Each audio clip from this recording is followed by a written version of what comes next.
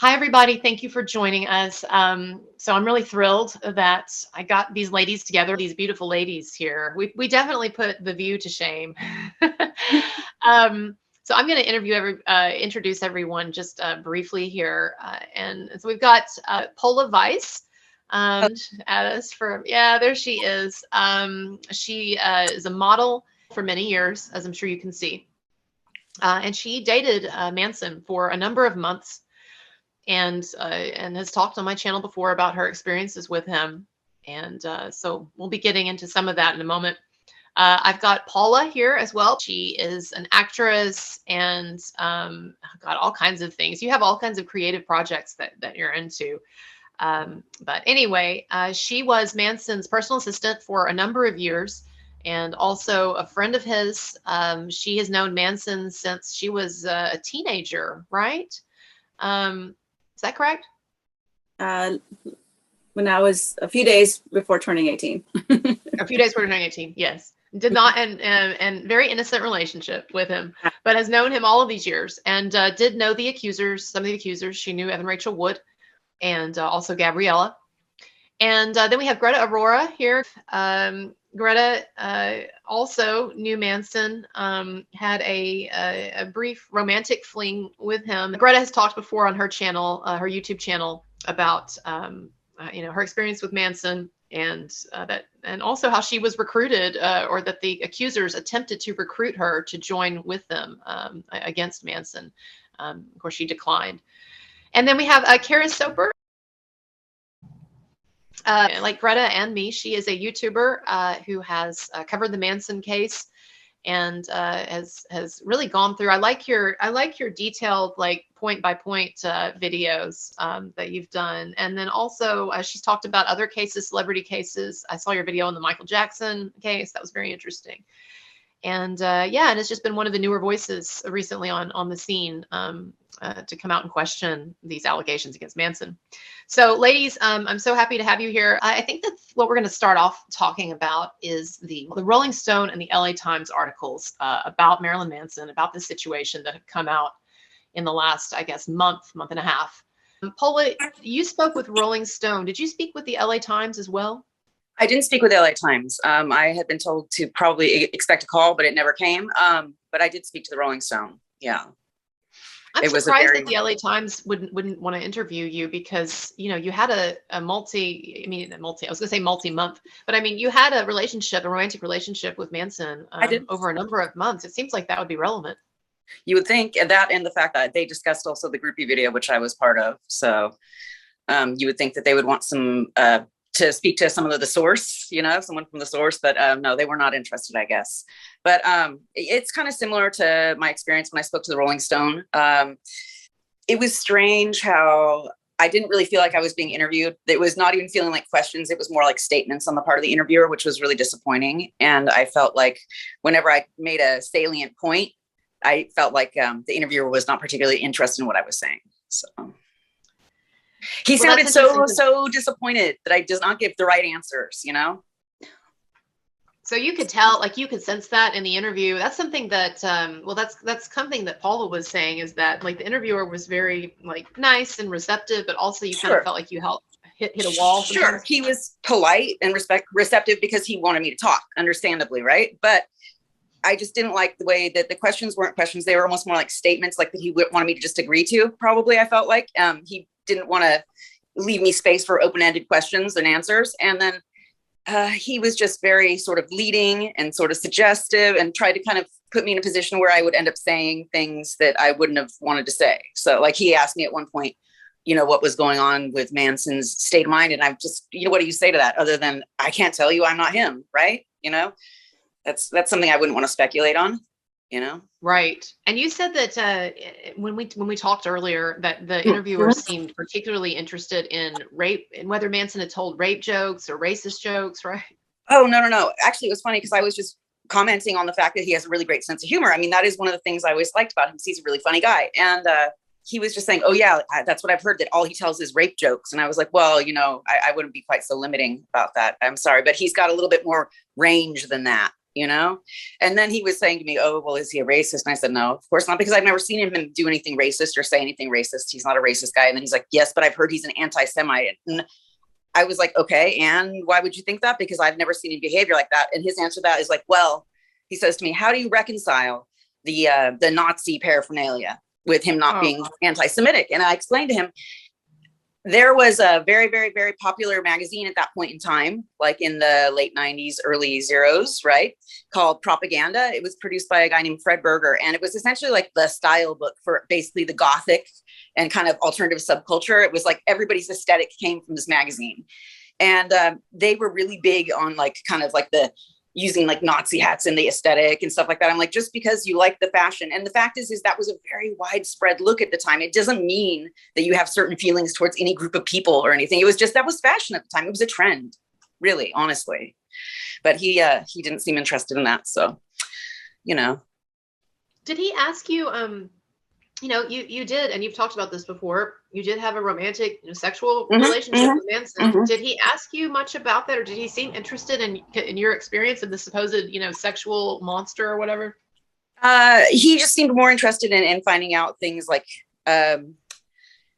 he just wanted to know if I don't know, that was the strange thing is I didn't feel like he was asking me questions. He was just making statements. Like he said to me, well, a lot of people seem to think that over the years, he's stopped being Brian Warner and has become Marilyn Manson. And I was just like, well, I hate to break it to you, but the fact is that he's a very kind of interesting, multifaceted guy. And he's very kind of interesting and intellectual. And he has like personal complexity. And I would even say he has some personal dichotomy, which is actually usually the mark of an intelligent person, generally speaking. Right.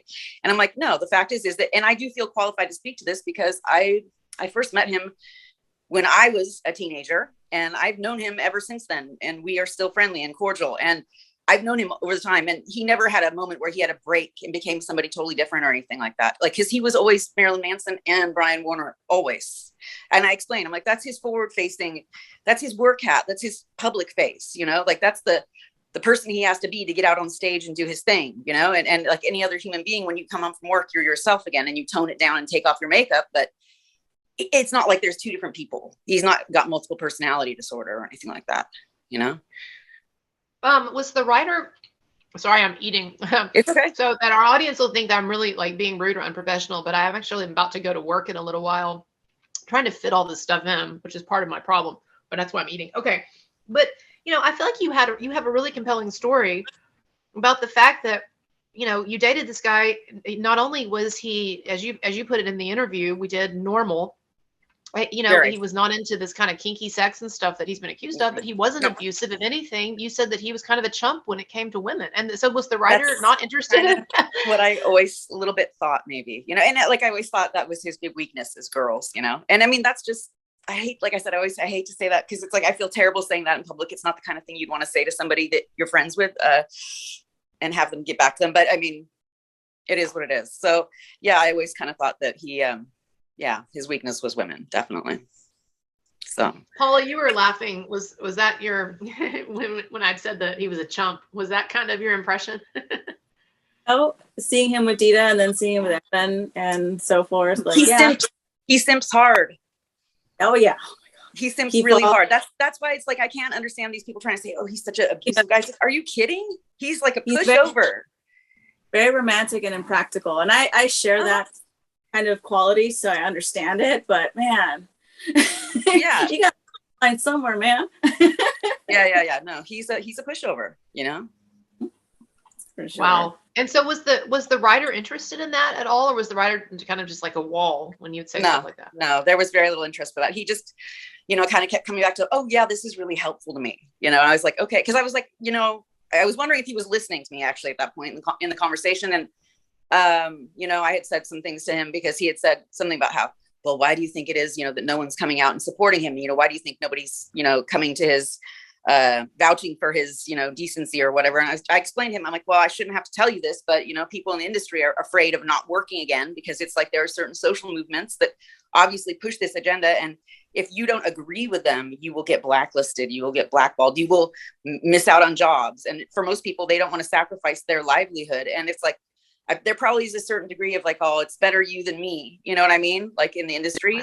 Like everybody at the same time, it's like, it's musical chairs though at the same time, because it's like, you know, everybody's just kind of circling the chairs and hoping that when the music stops, there's somewhere to put themselves. But, you know, it always seems like there's like a procession of, there's always got to be somebody who's kind of in the hot seat, you know, in the industry, because it gives people something to talk about, and people are bored and they need something to talk about. And right now, unfortunately, it seems like Manson has been the target of a lot of this stuff. But, you know, it's like when they're done with him, they'll find somebody else, you know, that's just the way it is, unfortunately. Yeah. And I think too, you know, I've talked to, without naming any names or whatever, but I've talked to a couple of contacts in the media, and even people who are somewhat sympathetic or might even know some, have a mutual friend who dated Manson and who said that he was not like that. But what I hear these people say is something to the effect of, well, I think he was a complicated man, or I think that, you know, there are different sides of the story, as if to say that we can sort of split the difference, that maybe he was half of a monster and half of this really like amazing, like, or half of this really like sort of sensitive guy who was putty in the hands of women. I just don't see that. And, you know, one of the reasons I wanted to bring you together is because I really want to have a sort of a visual representation here of, like, we have several women who have known him in different intimate contexts, you know, Paula, not romantically or sexually, but, you know, working for him, as she said, in situations that were stressful and so forth. And like, but none of you saw this tyrant or this monster or this sexual deviant. It sounds like, you know, the opposite. So, you know, were you disappointed when you read the Rolling Stone? Or, I mean, I'm sure you were disappointed, but what did you think, Paula, when you read the article? Well, I almost felt like I had kind of like moments of feeling like regretting having even like gotten involved with it, because it's like, I'm sorry that I took the time and the effort to even like, you know, put forward decent answers to this guy's like quote unquote questions. Because I mean, I got like what, I think 5 or 6 words in it, basically. It just seemed really, really strange they could parse it down that small, right? From the conversation we had. And I felt like any of the salient points that I made, he like disregarded completely. So he didn't want to, like, my feeling was when I spoke to him, he didn't really want to hear what I had to say because I wasn't giving him the answers he wanted. So, and it's unfortunate. Right. So, you know, one of the things I wanted to, I talked about with the other ladies is, you know, just briefly, you know, you've talked about on my channel before, Paula, your romantic experience with him, but just to briefly recap, I mean, you dated him for a number of months, and you said that you never saw this person that the accusers are describing. No, nothing even semblant of it. I mean, essentially I was staying at his house, essentially. Like, I mean, I was like living with my parents at the time, but like the commute was really long between Hollywood and my parents' place. So like I was like staying there most nights of the week because I was working all the time in LA. So it's like, it wasn't like I just went out on a couple of dates with him here and there. Like I was at the house with him all the time, you know? So, and from what I've seen, people, the women who are making the allegations, very few of them seem to have actually really spent any kind of measurable amount of time with him, aside from Miss Wood. I guess Woods. Yeah, and I guess Esme Bianco a bit. I mean, I think she spent maybe a few months or a month. I think after from what I understood, the majority of their relationship was over the internet. It seems like they like were email buddies or whatever, but that she only stayed with him like in his place for like a month, probably, is what I understood before things got weird. Is that right? Is that right? I probably should know that. Is that right, ladies? About? Yeah. It seems. Yeah. Yeah. So she stayed there and was terrorized for a month and then left. I mean, I don't laugh at anybody feeling terrorized, but yeah, it's a little bit hard for me to understand some of the allegations, just because I guess maybe I prioritize and gauge trauma differently or something. I don't know. But well, I want to talk a little bit. Yeah, go ahead. I found out something very interesting that I had no idea about. And this is since I've spoken to you last. I heard from an extraordinarily credible source, very, very credible. Like I would never question this source. They're very, very close to the situation. That Ilma Gore had been telling people that she had spoken to my parents and that my parents had told her that I had killed myself, is what I was informed of. And so she claimed to have spoken to my parents, had called them. She claimed she called my parents, spoke to them, and that they had reported to her that I had committed suicide. So that was news to me. And I think it's kind of funny telling that to. Who was she saying that to? I'm not sure exactly who, but I found out from a very credible source that she had been spreading that around. I guess maybe because some people had asked her like what was going on with the girl from Groupie. And maybe this is obviously before I came out and had the interview with you, but that she had apparently been telling people, oh yeah, well, that girl killed herself. And she's claimed she had verified it by speaking to my parents. And I can absolutely tell you for certain, she's never called or spoken to my parents. And I certainly didn't kill myself. But I think it's kind of strange that she was spreading that around. I mean, I've made it a point to be extremely careful to not talk about people that I don't know. So, you know. I guess, you know, the LA Times article is the one that came out first. So Paula, I kind of want to talk about that a bit. Whatever you feel like sharing, what was your experience like being interviewed for the LA Times article, which turned out to be a real hatchet piece in a lot of ways, but what was your experience like with that? It was actually, the interviewing process was actually great. The journalist that I spoke to was a fan, and she knew a whole lot about his career and his artistry, and really seemed to enjoy the stories that I shared with her and what I was saying. But then the aftermath was different from how the interview went. They only used a few sentences, and to me, it felt like they were trying to twist my words, even though I tried to be very thorough and use context to make sure that she understood where I was coming from. But, you know, she was working with someone else on the article, so I don't necessarily think that she had too much leeway to present maybe what she wanted to in the end, but it didn't turn out as I hoped it would have. Yeah, I mean, I read that article, and it gave you you know, they did quote you. They gave you a couple of lines. But I didn't like the way that I think that they were trying to present you in some ways as, you know, as this ultra fangirl.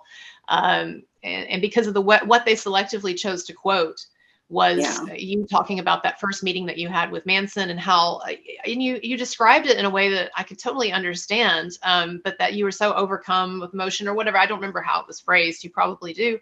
And it's like, you know, they chose to print that and then maybe like one or two other sentences, and to leave out like all of the really like important stuff that you said. It was almost a 2-hour conversation reduced to a few sentences, unfortunately. So, you know, I want to come back in a moment to that and ask you about some of the things that you did say to that reporter, that you told that reporter that you feel comfortable sharing. But I want to talk for a bit about Greta's experience. So you talked to Rolling Stone, and they released an article, I think just a few weeks later. It was after the LA Times article, and it was another hatchet piece. You know, basically what both of these articles did is they gave most of the space to the accusers, and allowed the accusers basically it was a rehashing of the accusations and very little new information. And then, you know, they basically reduced the statements of Manson supporters, you two, and then also Rob Holiday and Tim Skold. And Manson, the Manson impersonator that I'm going to talk to, who is friends that I've talked to, that's on my channel, that's friends with Evan Rachel Wood and was friends with Manson. And so basically they took all of these exculpatory statements from people and reduced them to just a tiny portion toward the end of the articles. So anyway, Greta, you talked to Rolling Stone. What was your experience like? In my actual experience with the interview process was pretty good too. And the journalist I spoke to came across as very sympathetic. And I had a feeling that he was approaching the conversation from a place where he was trying to really understand where I was coming from. And that felt good. I mean, it could just be a natural talent. You know, some people just make you feel that way. And I'm not sure how good a judge I am of how genuine he actually was as a person. But my impression was that, especially when I talked about my pet topic of female agency, he just kept nodding in a way that I just felt he was agreeing with me. And he told me several times, he told me that he understood. Mm-hmm. He didn't say he agreed with me, but I guess he was trying to encourage me to say more about it. telling me that he genuinely understood what I was explaining. And at one point he mentioned that I spoke to him, we were on the phone for almost an hour too. So obviously it's a bit disappointing that it was a tiny little quote that I actually got in the article, which was just me calling the women self-proclaimed victims. So that's what they included. And that wasn't even, I don't think that was something I said during the interview because I was careful not to make strong statements like that. But I think that was from one of my videos, literally. So they didn't even need to talk to me to have that little quote. I thought it was quite funny though that was the quote I got, because I just thought someone had to say it. And at least they had the guts to include that. I was going to say, at least you got something really, really witty, in there, and also true. So one of the things, so then when the article came out, were you really shocked to see it? You said that you just recently read it and you were pretty sick about it. Yeah. Well, I wouldn't say I was shocked about the article when it first came out. I was literally on my way to the hospital for my operation when I saw that it had come out. So it was like one of the last things on my mind. But several weeks after that, actually, I was chatting to you on Instagram and you told me that I got a little mention. Like I'd completely forgotten about it. So then I actually went and searched for my name. And that's when I saw the quote. So basically, I don't blame them for not giving me more space than that, because who am I? If I claimed I was raped or abused, obviously I would have got several paragraphs, but that's not what I'm saying. What I'm saying is not that interesting, and they need to get clicks. They need to get as many eyes on their articles as they possibly can. It is a business at the end of the day. So I understand that. But towards the end of the interview, I asked the journalist whether he was gonna tell me, give me any updates about how the story is going, or if I'm gonna know if it's coming out or not. And he said it was up to the editor what actually came out of it. And obviously that's how it goes with a magazine or newspaper. But basically, when he told me that it was up to his editor, there was this interesting look of disappointment on his face that I really picked up on. That was definitely there. And one part of it was that he was disappointed for me because he already knew that I wasn't going to have a huge role in the article. But also, I think as someone who was just doing his job, I kind of felt like he knew there wasn't much point in doing all this stuff, all this investigation, because my impression is that there's a predetermined agenda. Paula, is there anything that you wanted to say? I'm curious to ask about specifics, but just in general, with your experience with the LA Times, do you regret that you spoke with them, or how do you feel about that? I don't necessarily regret it, because I think out of what I actually said to the journalist was pretty good, and we covered a lot. She did kind of gloss over some of the behavior that I did witness or experience with Evan. But I guess because Evan wasn't really part of the article, because she didn't comment at all, maybe that's another reason why they didn't use it. But So I have to ask, as much or as little as you're willing to share in this format, what are some of the more notable things that you told her about your impression or experiences with Evan Rachel Wood? Because I know you said you'd shared some things that didn't make it into the article that were exculpatory for Manson, right? Well, I think one of them was she was one of the reasons why I did end up being fired once in 2009, I believe. And the reason why me and Manson kind of split ways, and that's when I took the 2-year hiatus. That wasn't touched upon. And then just some of the erratic behavior that she exhibited straight away from me. in terms of how she expressed herself emotionally. Like I did share one story with her where they were on a break from the tour and staying at a hotel. Manson and Evan Rachel Wood, they were on a break from the tour. Is that what you said? Yeah, we're in LA. I came in for a few days to help them out, and I was shopping, and I came into the hotel and went into their room, and Manson was in bed, and then Evan comes out of the bathroom, and she's just like crying, like wailing, tears. I mean, just so extreme. So you come out, she's wailing. She's like crazy. It sounds like very extreme. Down her face, and then she says, Tony yelled at me because I told him we didn't have any cat food for Lily. And I'm like, I just went and bought a whole bag of cat food. So, but I just thought that was just a very extreme reaction to not having something. Who did she say yelled at her for not having cat food? Tony. Tony Manson's manager? She was on the phone with him, and I guess she, wanted to make it a point that something wasn't done, and she was handling situations, even though I was tasked with getting stuff, and I did, but she just wanted to stand up to him or something. I don't know, but Tony doesn't take too well to people being overly right crazy crazy, but just like pushy, maybe. I don't know. Yeah. He shut that down real quick, and I guess she didn't like that. She didn't like a lot of that being put in her place, almost kind of. Yeah. And so she was crying and just having this really, it sounds like outsized extreme reaction to something. Would you say that why were you fired? Tell us that story. And why was how did that connect to Evan Rachel Wood?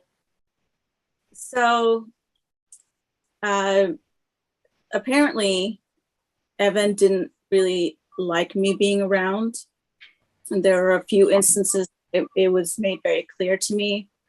One I can share is that at some point she decided that she didn't want me to interact with him, which is really a strange way to conduct your job as a personal assistant, because I was sort of his right-hand person, when it was time to work, we're joined at the hip, so it was communicated to me that I was no longer allowed to wake him up in the morning, or in his case, in the late afternoon.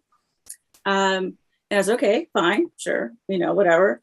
And then one day, sometimes we had to take shifts with the job. So there was another guy who was there, and he told me, hey, can you wake Manson up with some food? So I said, oh, are you sure? He's like, yeah, it's fine. So I figured maybe Evan wasn't there or something, or, so I go up there with a bowl of Apple Jacks and I wake him up, and Evan's next to him sleeping, and she wakes up too, and she just storms off into the bathroom and locks herself in there. And then some sort of a rift happened.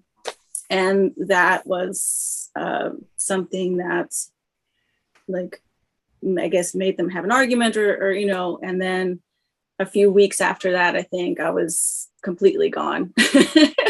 But that's just one of the things that kind of showed me for sure that she just didn't like us being around each other too much. So several things there. It's interesting how she has now recently in her allegations over the past couple of years or whatever, described Manson as being controlling, as not allowing her to be with friends and family, and all of this sort of monstrous, repressive behavior.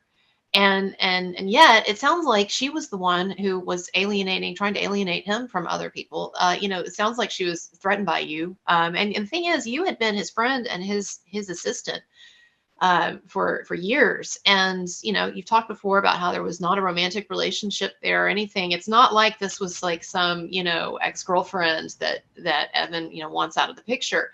This is really irrational behavior. and so I don't know, Carys, we haven't really gotten to you yet. You like me, you don't know Manson, never had any experiences with Manson, but we have opinions about the situation. What are your thoughts so far about any of this? I do think that, and I said this in my last video with Kristen, I said, I'm pretty sure that if anyone had any kind of substantial control over anyone in that relationship, I should imagine it was Evan over Manson. And how I said about most older men like doing anything to keep a younger girlfriend with them, just because of that kind of dynamic where actually it is the female who tends to have the control and the superiority over the man a lot of the times. And that was just what Paula just said. That sounds like one of those instances, and I'm not shocked. I mean, it's just cringy to me hearing that someone would act like that anyway, but obviously she's got something going on that she doesn't want anyone to know about mentally, maybe. I don't know. Yeah, I think it's like what you're describing, Paula. It sounds like mental instability or a personality disorder. And of course, I've speculated on that. But so I'm curious about how did you find out you were fired? So you go up and you try to bring him breakfast, and then what? Evan finds out about it, and then freaks out. She was in bed with him, and she woke up to me. And so, and to you doing the forbidden thing. And so then when she saw it, did she say anything to you immediately? Like, how did she act? But she would never address me directly. I'm a very quiet, calm person as much as I can possibly be at times. And being around Manson, I tend to be even more so.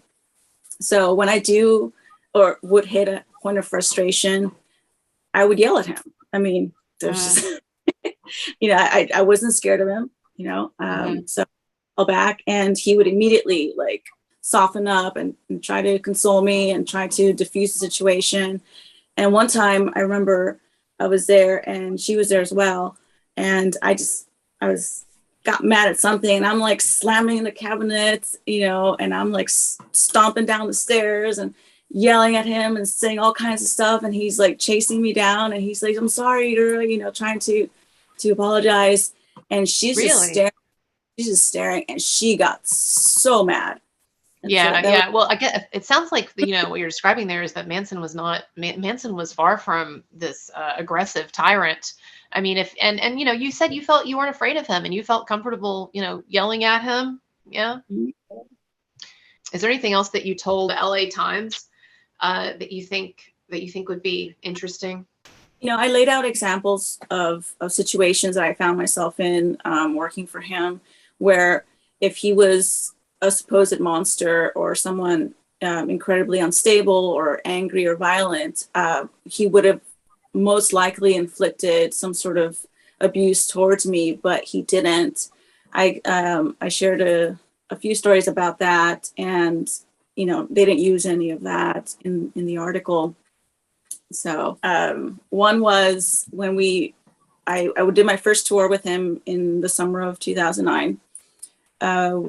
We flew out to Berlin, and I, for whatever reason, had these 2 desktop computers that I brought with me in their special cases to travel in.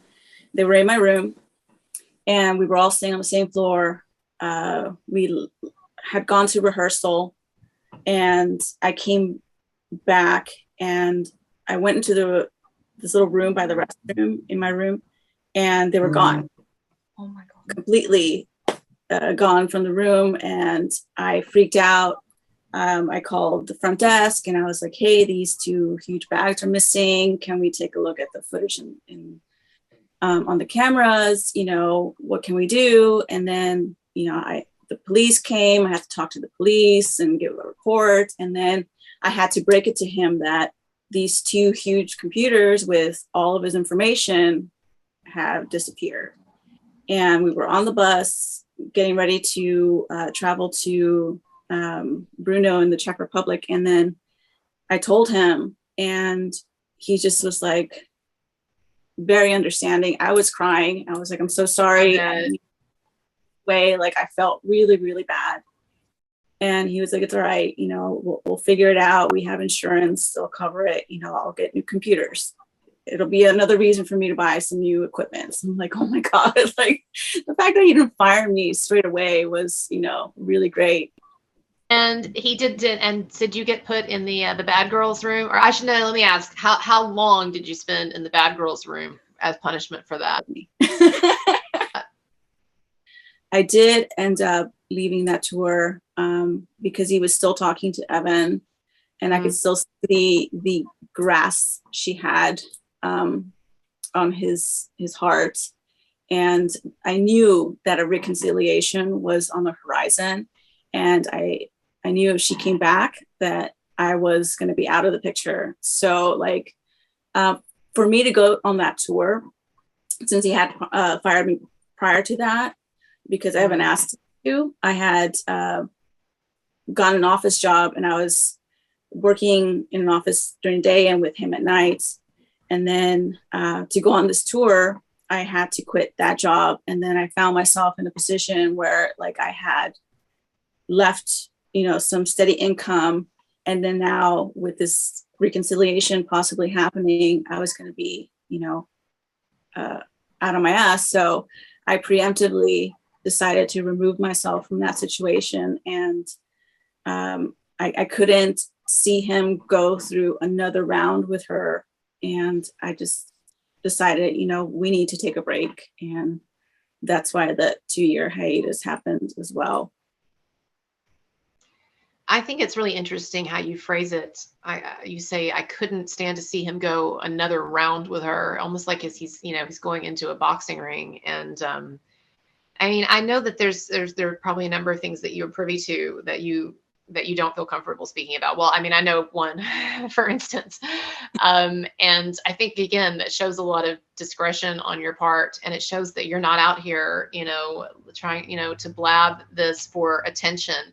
But in fact, you know, there's still a number of things that you know, and you're not saying, but the things that you do say, to me, it indicates that this was a toxic relationship, and that the people around him, and including his parents, apparently felt like that Evan was a problem, and they were worried about him, about Manson.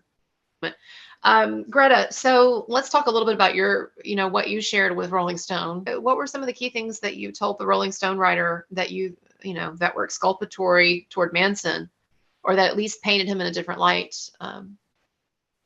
I was trying to concentrate on 3 main points. The first one is that although the time I spent with him was very brief, it was exactly 10 years ago, just over 10 years ago now. Within that narrow time frame from when most of these allegations date, apart from the Evan Rachel Wood stuff, which supposedly happened before that, you know, the Esme Bianco, the Ashley Smith line, the girl with the blood pact, Gabriella, like most of them, and then there was another model and a singer, like it all dated from 2010, 2011, that sort of time period when I spent time with him. And I just thought that was in itself quite relevant, because I was in an incredibly vulnerable position. I was in a foreign country, where in Austria, where I didn't speak the language at all. I didn't speak very good English either. And what I was trying to emphasize is that I did spend like 2 days and 2 nights there in that hotel, basically. And he could have done to me anything he wanted to. I mean, honestly. Just to recap, and I know we've talked about this before and most of our viewers are aware of it, but I mean, you were referred to in the Ashley Walters lawsuit against Manson. Not my name, but it was clear that she was talking about you, because the specifics line up. And you were a virgin when you met Manson. You talked about that on your channel, and how, you know, we would expect someone like him, if he were as he's been described in the media and by the accusers, to have been very predatory with someone like you were saying, who's very vulnerable for all of these different reasons, and is, a virginal young girl. You were what? You were 19, is that right? Yes, I just turned 19 at the time. Just turned 19. And in fact, what you've talked about on your channel is that he was very gentle with you and very, very non-aggressive. And you just share what you think about that. I mean, Yes. Your impression of him. I did emphasize that when I spoke to the journalist, and also the point you raised about how if there was a predatory bone in his body, it would have come out one way or another. But I was the one initiating the sexual aspect of the encounter. I mean, that really. I mean, I would have too. I'm not judging it, but I'm just saying, like, it's again, it counters the narrative that he was. It's completely opposed. It's in dire opposition to the type of character they try to portray him as. But I mean, everyone in the interviews, in their statements, everyone who's on his side has emphasized how shy he is in person, especially when he meets someone for the first time. And he wasn't making a move on me. We were talking, and for the first couple of hours, Ashley Waters was there too, and then she left. And then he wasn't pushing me or pressuring me to do anything, and I found that strange. I mean, I remember I was very inexperienced, obviously, right. and I was, without going into too much unnecessary personal detail, I mean, I was surprised by that. I was expecting someone in his position to be at least assertive, but he wasn't. He wasn't assertive in any shape or form. I was the one who had to make it very clear what I wanted and that I wanted it.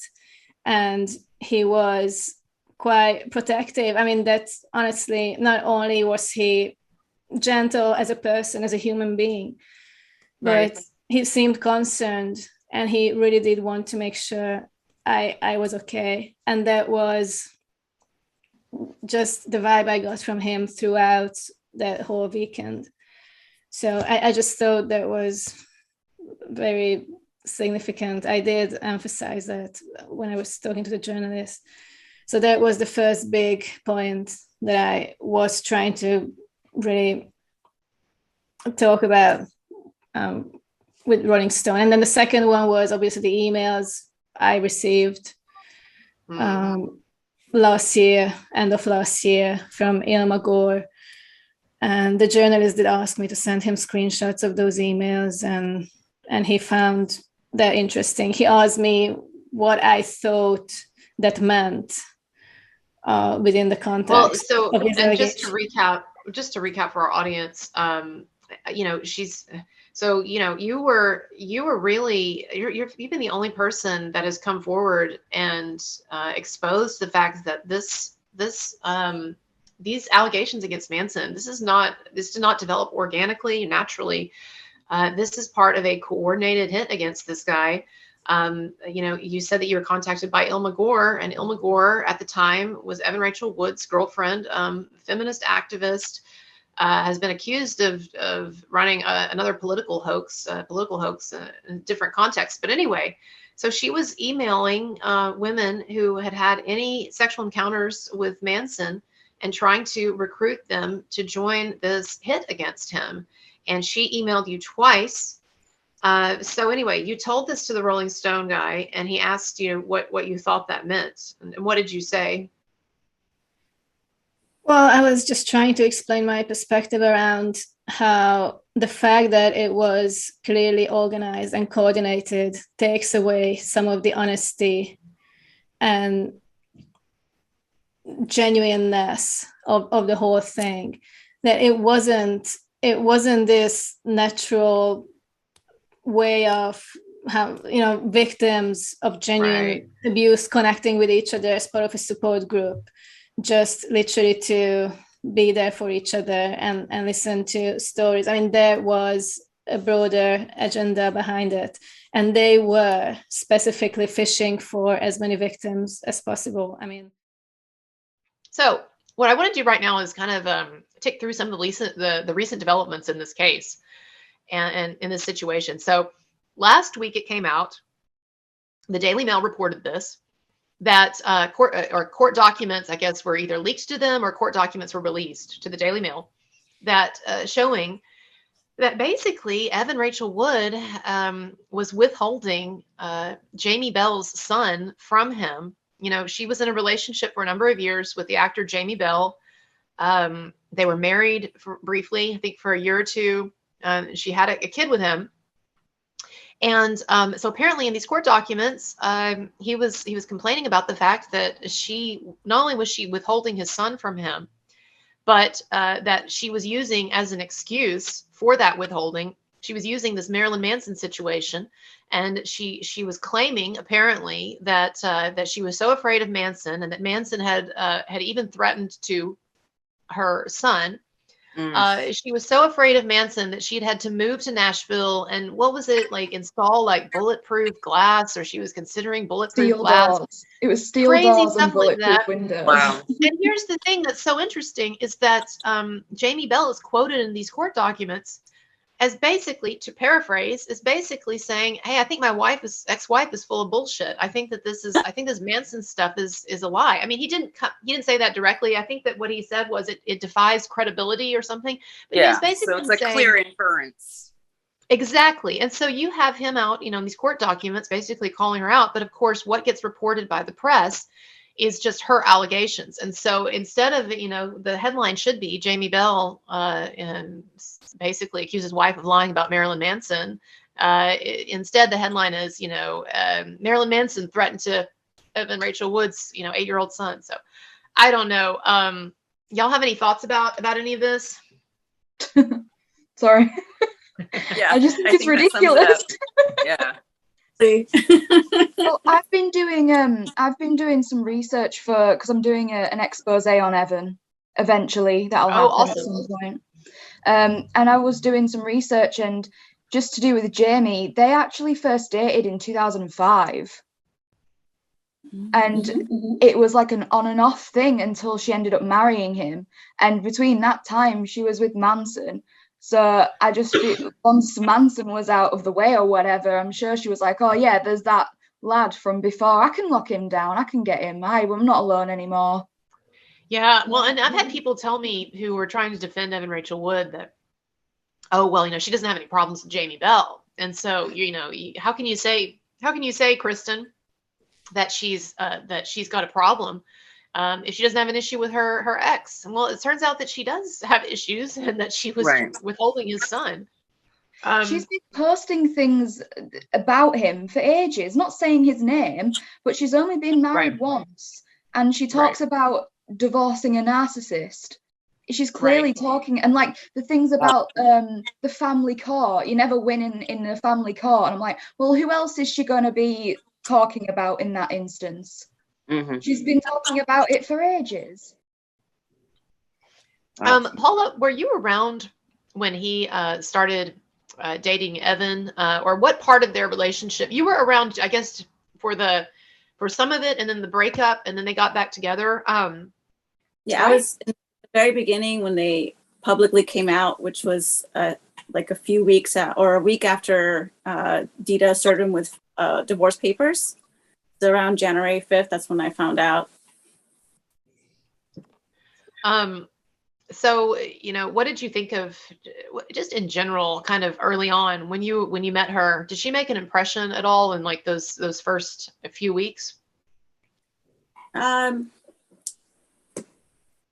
She and I didn't really gel for whatever reason. Like, I just never really took to her. I never made it a point to be friendly with her. I just did my job, and when she was there, I would also cater to her. Nice, but I never felt like she was someone that I wanted to be genuinely in a friendship with, or wanted to get to know on a deeper level. She seemed anyway. So I wonder, just one of the things I wanted to ask is just sort of, What do you think is driving the accusers? And maybe there are different motivations for some than for others. But what do you think is driving this? And then, like, what do you think when people ask you, why do you think Manson's innocent? What do you tell them? So Paula, I'll start with you. So as far as what could be animating the people with the allegations about this whole situation, I feel hard pressed to speculate about that, honestly. I mean, I could sit here and guess and have a lot of theories, but I think it's something that is going to have to be looked into further. But I couldn't put myself in other people's minds to imagine what it is that could compel them. And I also would prefer to probably not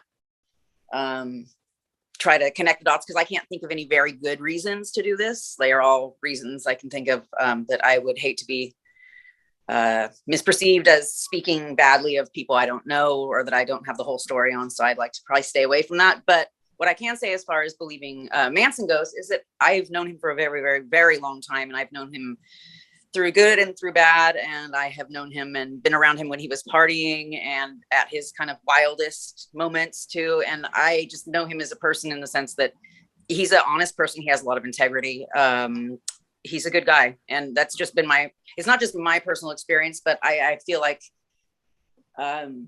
he's a very genuine person. And he's a gentle guy and a nice guy. And I have to say, I've known him long enough. I feel like his pattern of behavior just doesn't support the things that people have said. So that's been kind of my take on it, honestly. Again, I can't for sure say what the motivation is, but I think financially now speaking, asking for $10 million, I mean, that's a pretty big thing that they could probably, split amongst themselves. Money is a driving force in this business. It speaks volumes and people will do anything and everything to get it. So I think that's maybe the number one thing. But when they ask me why I think he's innocent, it's, just taking my own experiences collectively throughout our entire time knowing each other, seeing him in different scenarios, knowing how people act around him and how they can be desperate to get into his inner circle and use him for connections, and then also knowing people in the industry and how they can be like, to me, it just it doesn't add up. Just reading into their allegations and their stories and their timelines and all of the evidence that's been gathered, it just further confirms for me that I know this man not to be what they say he is. Yeah, I couldn't agree more with you, Paula. And as far as the $10 million, maybe I missed out on that. Is that a new kind of that just happened? Esme Bianco's asking for $10 million for the one charge that I think that's sticking, which is the human trafficking aspect of her civil. Oh my. Mm-hmm. I want to know how that's still there. Why is that still, like, it doesn't make any sense. Well, if I know anything was going to go, I would have thought it was that one. Something I think is a little bit interesting that I can say that I had observed over time is that it seems like there's a pattern that he has of he gets involved with a woman and he ends up going out of his way to assist her in any way he can to help her professionally, because like he actually does like support and respect women and want women to be able to like, attain their dreams and stuff like that. Like he was always very supportive of me and my work.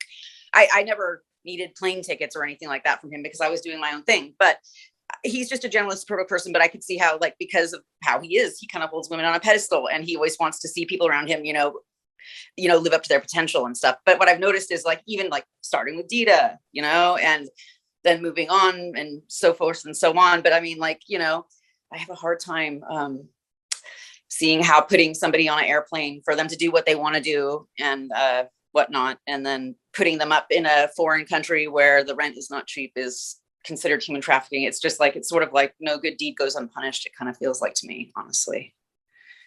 I mean, not knowing all the details, it's just my opinion too, is that the judge apparently did find enough evidence where he could have potentially, if any of this is true, interfere with her visa process, which I don't think is true, but I think that's what they're basing this one, charge. So we'll see. I mean, he sponsored her visa then when she came in for work, right? I don't know what the story is because, she was on Game of Thrones while she was, dating him or at the time that she was around him. So I would imagine that HBO would be the one processing all of that. I mean, if I that don't was know. the case, then he wouldn't be able to interfere with her visa if she had her employer being HBO or whatever is the one who was in charge. I just recently had to deal with this with somebody very close to me. So yeah. And the whole financial responsibility aspect of being a sponsor too, like he would be responsible for her for 10 years. So yeah. I just did the sponsorship thing myself recently. So yeah. I mean, it's a lot of paperwork and a lot of interesting things you don't know about till you get in the position where you're doing it. Exactly. It's not something to take lightly. Absolutely and I think not. Him being generous and wanting to help and also being involved with her romantically, I guess at that time, he would have, probably offered.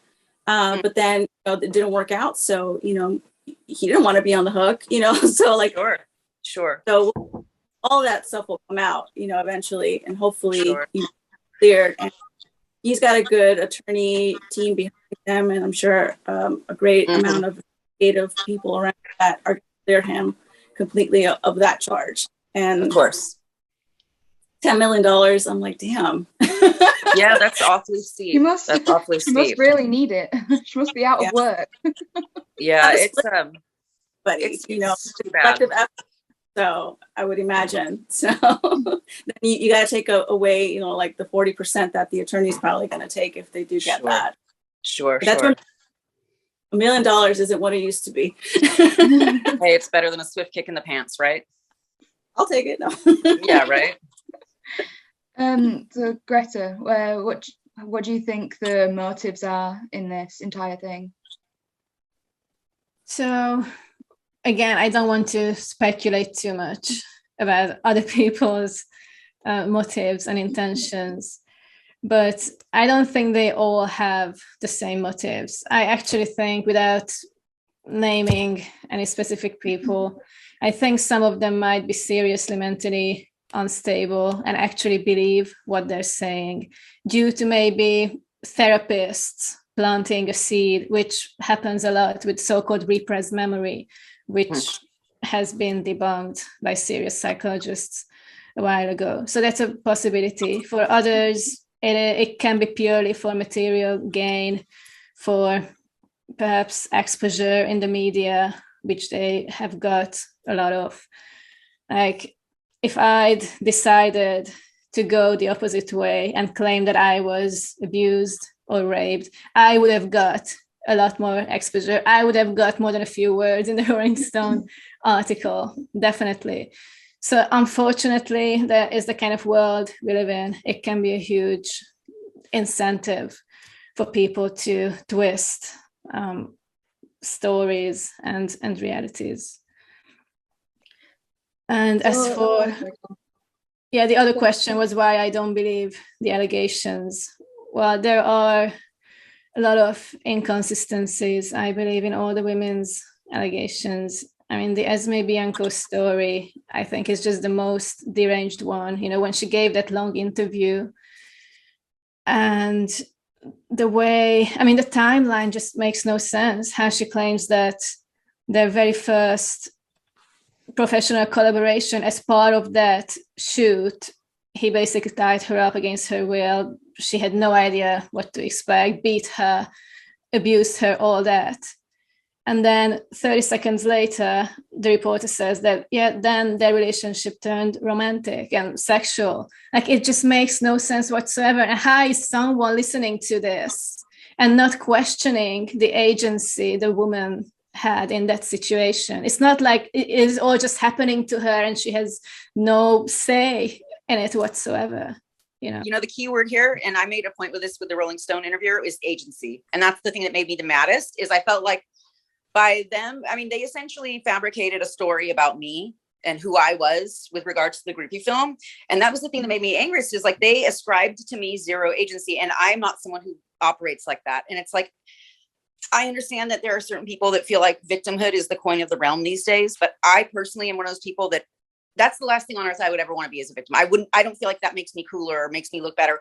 I've kind of been somebody, I've always been proud to take responsibility for myself, and I've always had a lot of agency. I mean, that's the way that at the end of the day, when you look at your life and you have accomplishments you've made, you can feel proud of yourself because you were not a victim of chance, right? You know, and I think it's also so regressive for quote unquote feminism, for these people to step forward and basically ascribe and act like all women are just like helpless fawns in the forest and Pollyannas tied to the railroad tracks. Cause it's like, hey, for me personally, it's like when I did the groupie film, I think I was like 20, 21, something like that. Right.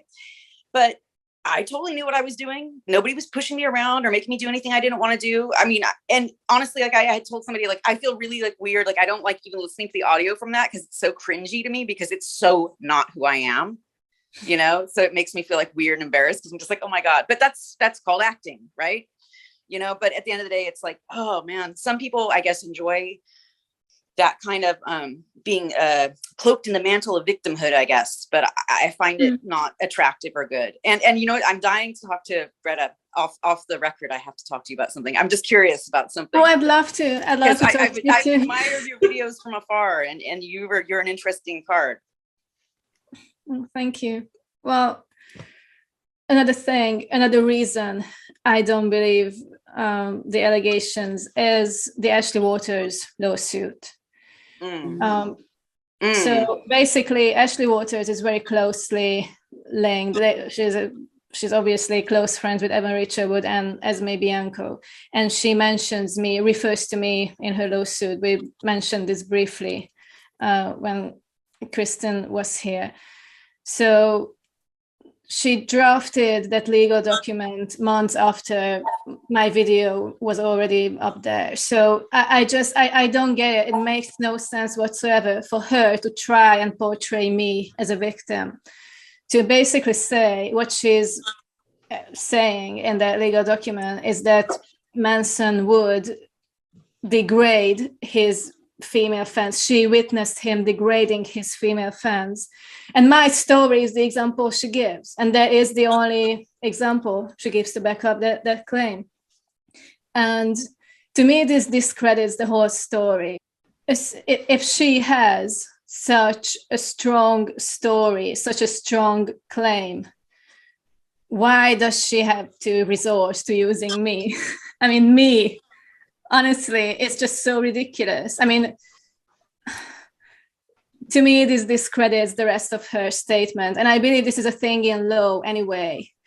If a plaintiff makes one statement that can clearly be proven to be false, then that casts serious doubt on the rest of her testimony. So I just don't see what the rationale behind this was. What does the document gain from referring to me? It's just so ridiculous. So this is the main reason I don't believe any of it, because then she has close relationships with Evan Rachel Wood and Esme Bianco. So the fact that she handles it this way says a lot about the other two as well. She has a close relationship with pretty much all of the accusers. Like, she's connected to a lot of them. Like, and you know, if you look at the Stand By Your Manson Instagram page, they have I don't know if you've seen it, but they have like a web that goes off and connects who knows each other. And it's very interesting because everyone links back to Ashley Walters. Right. And I find that crazy when you see people online who are like, why would 50 plus people who don't know each other at all suddenly say all this at the same time? I mean, most of the accusations are from that time period when she was the personal assistant. Yeah. And this is what we talked about earlier. And this is no coincidence. She had access to the contact details of all those women that he had been in touch with. And that's how, I guess that's how Ilma got my contact details too. I hate that. I genuinely, when I figured all that out when I was doing my video on Ashley Walters, it made me so angry. I got so upset that she'd use that to and pass your info or anyone's info on to someone to do this. And I you know, obviously I've never met Manson, unfortunately. I would love to, but I haven't. I'm just a fan, but I became a fan after the allegations dropped, by the way, which is something people just like to pass me off as like a mad fan who will just defend everything he does. No, I became more of a fan after everything. But from an outsider's point of view of it all, I've managed to kind of analyze the way that these women's brains seem to work. And I'm not, you know, I'm only 19. I don't have a lot of life experience. Wow. You would never know. You're very grown up for 19. Thank you. I get that a lot. That just derailing for a second. That's another thing. It irritates me when people like Ashley Smithline say that she was a child when she was 26. That makes me a fetus. Yeah, no, I agree. I mean, I moved out of the country and like left home and packed a bag and moved to a foreign country when I was like 19, 20, you know, like I get it. It's like, yeah, that's ridiculous. Yeah. It's like Evan when she, I think she was 19 when she entered that relationship with Manson. You're a grown up. You're close. You're good enough to grow up. Maybe you don't have all your nuances as an adult quite yet tuned in because those come a little bit later, but those are the fine tunes. But you've got like the basic working program going. Definitely. Yeah. I mean, when you look at some of the roles that Evans played in movies and all the things that she did when she was actually a child. Yeah. There is no way that there wasn't some kind of maturity there. You know, I know it's just acting, like I'm aware of that. However, you can't act that stuff as, you know, act out that stuff as well as she did. I hate saying that, but she did do it well. But you can't do it that well without learning about it, you know, throughout that process. Well, you have to understand it in order to evoke that, you know, that's exactly. the thing. And you know, something interesting too is like, I guess I would consider this as well. You know, the entertainment industry is a pretty brutal industry. And it's especially for women, I think, most definitely. That's not really a secret to anybody. And I mean, this goes for music, modeling, film, whatever. You know, Hollywood in general, right? And it's a very difficult place to grow up as a woman, definitely. I mean, and it's a tough place to be even as like a young adult woman. It can be difficult, I can say, because I've been there. And yeah, I mean, that's definitely crossed my mind too, is the fact that she was in really mature settings, you know, and like taking really mature roles at a young age. And that has to affect you on some level. You know, I can only imagine. Like when I was underage, I was scouted by modeling agencies and stuff, and my mom and dad, I was not allowed to do any of that until I was over 18. They had a very big rule on that because of that exact reason. They didn't want anything untoward to happen to me. And it's just not a good environment for your emotional development as a person. You know, it isn't. Yeah. It kind of makes you feel sorry for like anybody kind of who's underage, who's in those industries, you know, because it is a difficult place. It's hard enough to grow up just in the regular world, you know, but in that kind of environment, it can leave you with a really distorted perception of reality and people and human interactions. That's been my observation, you know.